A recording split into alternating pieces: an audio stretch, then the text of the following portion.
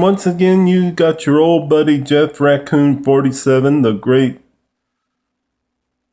investigator and great informator, and I'm here to talk to you a little bit about a group of people that get on my nerves, and maybe they get on your nerves too. I don't know you and all like that, but maybe they do. But these are the people that when you're on social media, whenever you say something, they always try to act like they speak for everybody.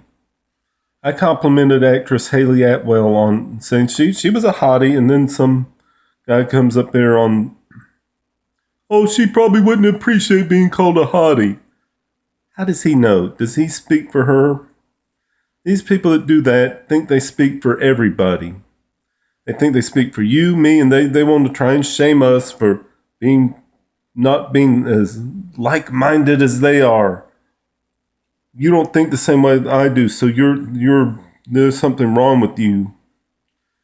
And it doesn't matter what the subject is. If I started speaking about cars, I said that the Gibbs Aquata was a better car than the Ferrari. He'd say, he'd probably say, oh, you just never drove a Ferrari. It doesn't matter whether I drove a Ferrari or not. I just don't like Ferraris. I think they're ugly. I think they're an ugly car, and I think the Gibbs Aquata would have been a more practical car, maybe. But they think they speak for everybody. They think they speak for you and me, and they think they're more knowledgeable about things than you or I would be. And they just get on your nerves. Why just go up there and think? Well, I'll tell you why. It's because the way that people are raised and educated now. Your typical social justice warrior type who thinks that they speak for everybody. They think that they speak for the masses. All of a sudden, oh, I speak for the masses. No, you don't. If you're one of those type of people, you don't speak for the masses. You don't speak for the so-called 98% because everybody in the world is fundamentally different. No two people are like. No two liberals are like. No two conservatives are like. I'll give you a good example. I'm a conservative, but I don't like the same show other conservatives like.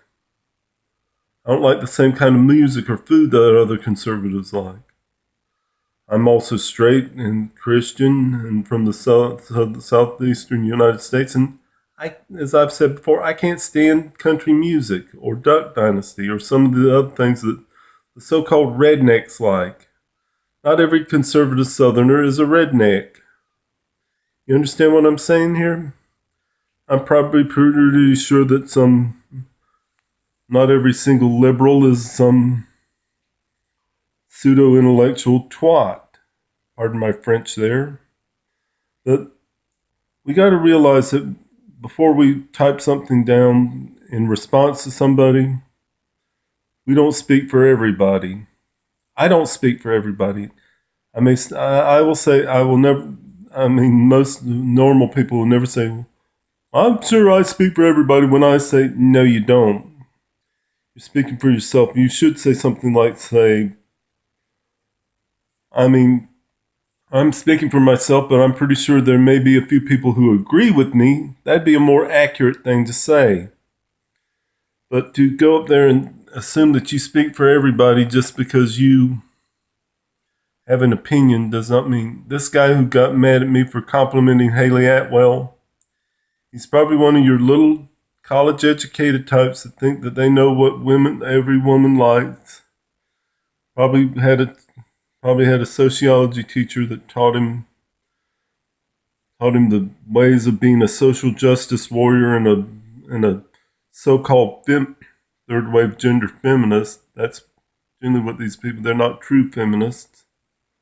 A true feminist wouldn't say something like that. A true feminist would probably acknowledge that a woman likes to be complimented every now and then. And I don't mind when a woman calls me a hottie. But I think that's enough of this conversation. You have a nice day and take care, and God bless.